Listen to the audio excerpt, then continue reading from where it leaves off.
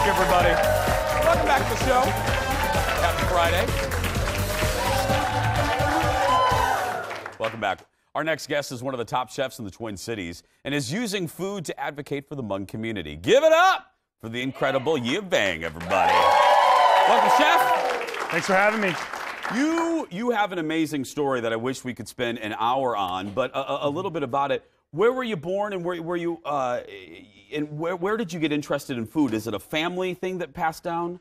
Yeah, so I was actually born in a refugee camp in Thailand in '84. That's my birthday. Yeah. I was like, what year? How old what year? am I? Yeah, in Yes. '84. So I was born there. My parents met there.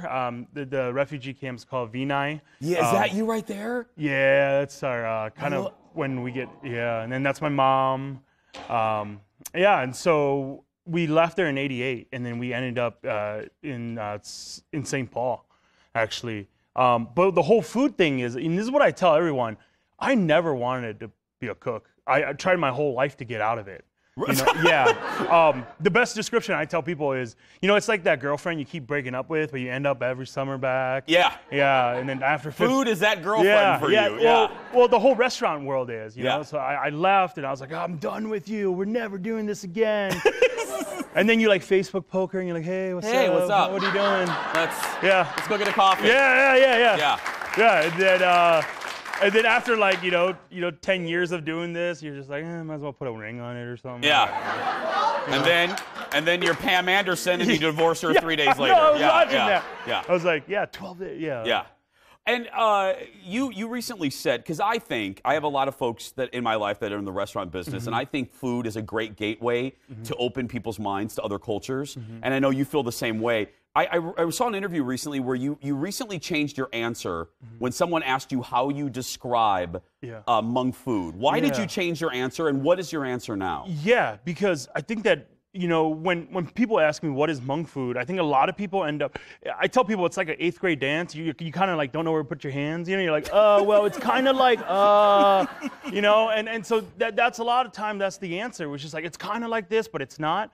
And a friend of mine, Ming Jin, he actually really helped me kind of develop this, where he said, it seems like Hmong food isn't a type of food, but it's a philosophy of food. It's a way of thinking about food. Because if you know our food, if you know the Hmong people, you know our food, you know our people, because wherever our people have gone, we have gleaned from that area to help forge and build into our culture so that the next generation can keep surviving on. And so our food, our cultural DNA is intricately woven into the food that cuisine. we eat. Yeah. And I firmly believe that that's food in general. Yeah. If you want to know how people survive, you understand their food. And by understanding their food, you know them. And I think it is a great catalyst for cultural understanding. I really do. I think that's one of the great things about sitting down and breaking bread or having a meal with somebody. Definitely. And I say that food is the ultimate equalizer. It makes us all the same. At the end of the day, it doesn't matter where we come from, socioeconomic background, religious background, political background. At the end of the day, we all need to eat. Yeah. And what do? We sit at a table. Yep. And if we could sit together, and for that moment, for that 30 minutes, we just are amazed by how great the fried chicken is. Yeah.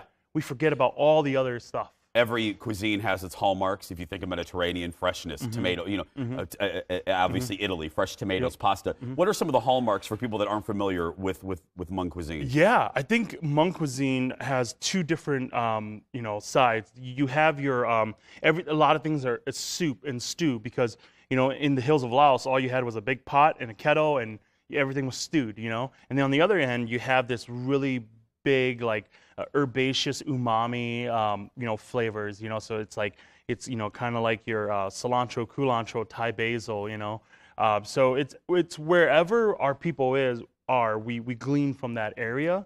And so here in the North, I always say, hey, I cook the way that if my parents were here 40 some years ago, they'd be cooking. So we use a lot of root vegetables. We, I love grilling over wood fire. So we start fires and grill meats over it, So adding a little Minnesota to it. Oh, it's definitely, yeah. You can't have the conversation about Minnesota without the conversation about Hmong people. Absolutely, yeah. Absolutely.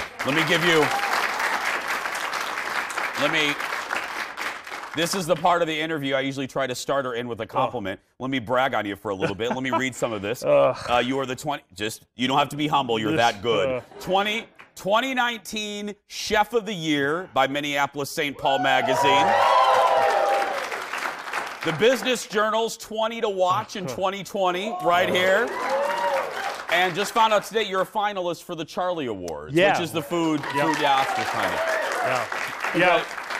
On Sunday, you know, we have the Charlies. Yes. So, yeah, we're really excited for that. Feel good. It must feel good. The validation from especially your peers. Yeah, it does. You know who actually always puts you in your place is your mom, right? So I go home with the MSP mag, and I'm like, Mom, look, like, you know, Chef of the Year. And just, you know, she doesn't kind of understand. She's like, are you like the only chef here? And I'm like, and then she goes, oh, it's just one page? I'm like, and then she's humbles you, doesn't it? She's like, and then take out the garbage when you leave. I'm Exactly. Like, I got you, Mom. Take it out there, magazine boy. Yeah, That's right. I'm just like, okay. We're cooking when we come back. Stay with us, everybody. Back in a moment. We'll move over to the kitchen. That was great. Thank you so much. Welcome back. Welcome back. We are back. More with our buddy, local chef and Charlie Award finalist, Yia Vang, everybody. Okay, what do we wait? Now, I walked over here and I saw some sardines, and I thought, oh, this is going to be fun. This is going to be fun. So one of the things that I tell people is, like, growing up, we were the kids. I was the kid that always got made fun of because you brought the stinky food to school, right? And so it was. I got made fun of for other reasons, but yeah, sure. Yeah. So I was always very embarrassed and ashamed of it. But then as I got older, a lot of these guys who made fun of me growing up, they were the ones who were like, hey, have you heard of this thing called fish sauce? Or like, hey, like, we eat this thing called sriracha. And I'm always like, that's a Tuesday at our house, man. So it's like, as kids, you got bullied for having the weird food, but as an adult, everyone's all like, oh, you're like, it's trendy and cool, right? Or they're applying for a job at your restaurant. That's what I love. It's like, I win now. Yeah. So one of the things that my mom always had around the house was these canned sardines, and these cans are so iconic. You literally, they're like $1, and we can get them at the Asian grocery store. And every Hmong kid I talk to, we have a sardine story. So what you do is, it's really simple. And this is one of the dishes we want to put out in our new brick and mortar. So you take a pestle mortar. We have some shallots. We have some garlic. We have some Thai chilies, and then we kind of just pound it down. So you're making a paste out of this. And what we're going to do here is we're going to create a base, and then we're going to add the sardines in, and then we're going to mix that, and that becomes this little dish where we take sticky rice. Our sticky rice isn't ready yet, so we won't be able to do that, but we take our sticky rice and then we scoop it up, and you just eat it as a snack. Okay. So we'll start with this. Okay. And then literally you take some cilantro, real simple here. Okay, you have me so far. Yep. Okay. So you're basically creating like a salsa verde. I was just going to say, it's like, yeah. And when I tell people, when you're doing this, I said, you know, with every culture, we're all kind of weird cousins. Yeah. You know, and so, you know, like even hanging out with a lot of my Some are weirder than others, yeah, right, yeah. my friend? That's right, yeah. So you only let them come over once a year. That's once a year. You either get Christmas or Thanksgiving, pick one. Yeah. So we break this down to a paste. One time I did this in front of a bunch of high school kids and like splat in my face. Oh. And like it was the Thai chilies, and I'm like, just don't. I was like, don't cry in front of the kids. I'm like, yeah, it's totally cool. Okay, and so we create this paste, and then what we do next here is we just, you know, put the sardines in, and the sardines, they're with tomato. They have a tomato paste in there, so we kind of just move it around. You mash it a little bit. I'm open-minded. Yep. Open-minded. I know. I'm gonna. It sounds a little weird. It does. Yep. We throw in a little bit of fish sauce. Ooh, the smell. Okay. And then that is. Yeah. But you know what? When it all mixed together, it's rather delightful, actually. Yeah. Yes. It's like the crazy uncle, right? You know. Like I tell people, fish sauce is like the crazy uncle. You only want him a little bit of him. A little bit. Just a little bit. Yeah. But he needs to go out on the porch. Yeah. Give him a special drink and let him go out there. Yeah. Okay. Throw in some lime juice. Again, just kind of like a salsa verde almost. And then after we throw in this lime juice here, I'm gonna add a little bit more salt. Okay. Yep. And then I'm looking at it. Okay. It looks good. I'm open-minded, broaden the horizon. No, Eat the sardines, okay? Yeah. So we just kind of toss it around a little bit. Okay.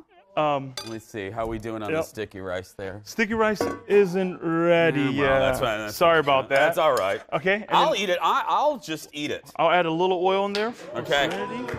Okay. The audience is shocked. Yeah. Yeah. And okay. There we go. Okay. The audience, you guys, this smells so good actually. Now that it's all done. Now this usually, so you put it on a little mound of sticky rice normally? Yep. Okay. Yep. And then I'm just gonna add a little bit more cilantro in there. Thank you. Yep.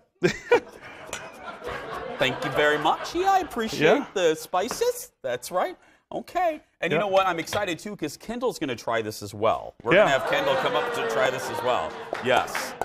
Yeah.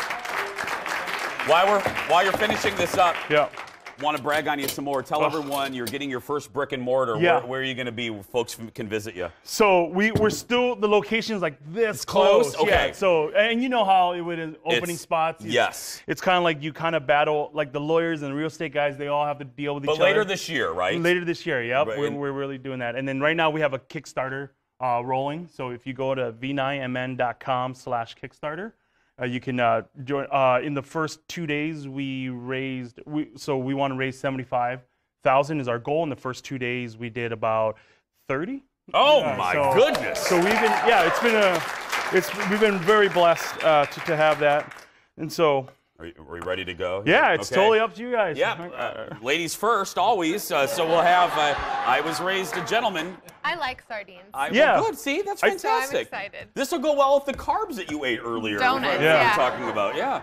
So sardines and donuts. There we go, Kendall. So you go can just try a little bit. Usually we use with sticky rice, but that's fine. Oh, okay. That was an aggressive bite. That was very aggressive. Is that really? Now give me that. Look at your gold spoon. Only Yia comes with a gold spoon. I love it. I think I accidentally stole that from somewhere. That's delicious. It doesn't taste like sardines. Oh, that is real good. Yeah. There we go. Yeah. It is. Thank you, sir. Yeah. Yia Vang, everybody. As Yia said, the website's right there. Go with it right at the bottom of your screen. You can find him on Instagram as well. Just search for Chef Yia Vang, and you can get all the updates about his upcoming restaurant. Still ahead, HBO is out with a new series about McDonald's and that monopoly scandal a few years ago. We'll talk about that when we return. Back in a moment, everybody.